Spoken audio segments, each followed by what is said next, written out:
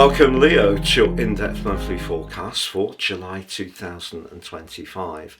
Julys are always exciting because the sun returns to your sign.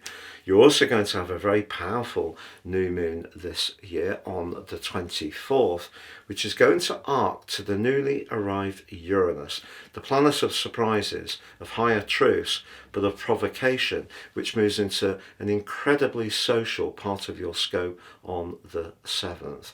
That's going to follow on from Venus, but right at the start of the month, they are actually coming together in the part of your chart to do with your connection to the world.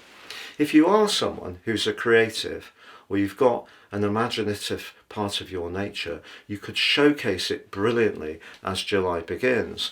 If you're someone who perhaps is more usually rooted in some kind of organisation or structure, you might find that what has felt comfortable in the past can start to close in on you somewhat.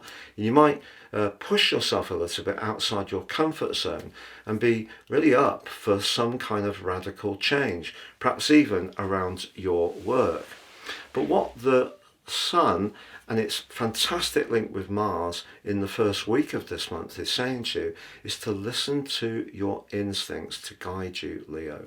Because if you do, whether it is about money, Mars is very much about desire in the second house, everyday money, life foundations, that instinct that you get, that nudge, is going to be critically important.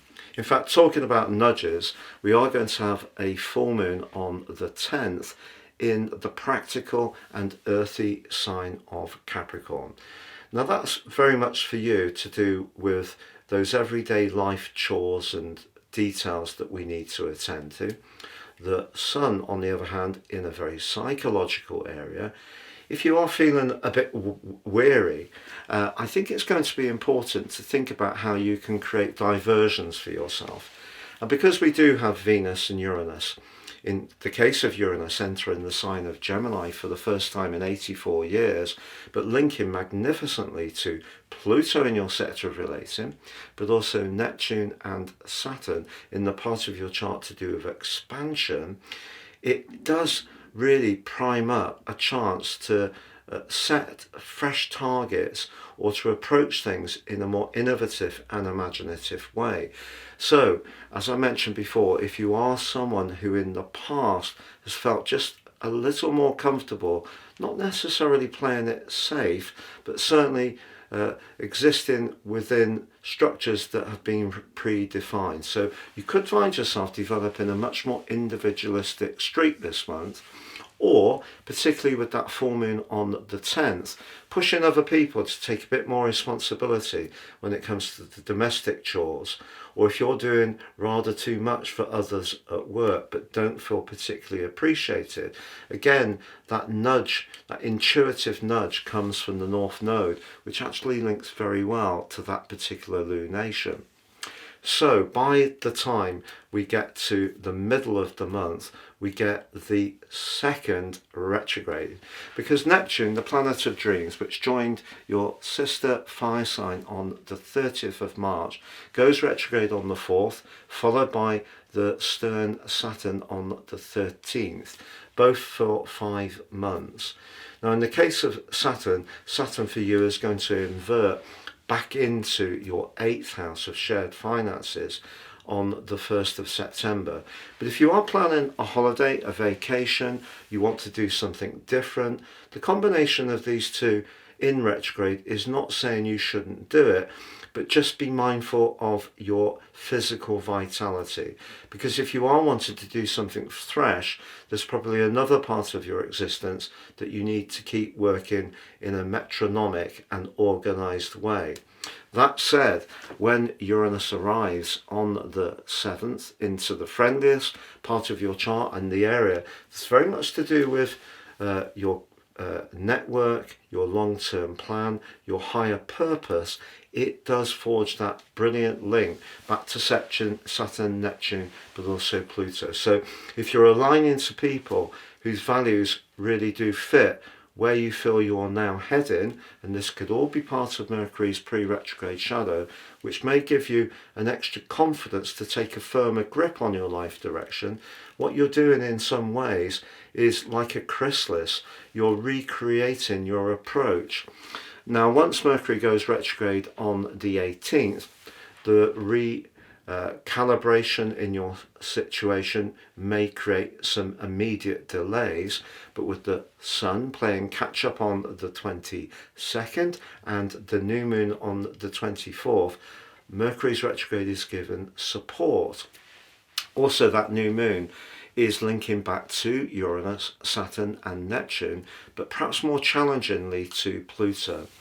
If there is a relationship in your world, it might be romantic, but it could be with a colleague, it may be with a family member, a friend, someone that you're used to collaborating with, such a business partnership. There may be a complete difference of opinion. Now, the way you deal with this, particularly with Mercury retrograde, is going to be important, especially as Chiron, the so-called wounded healer, becomes the fourth retrograde of the month on the 30th.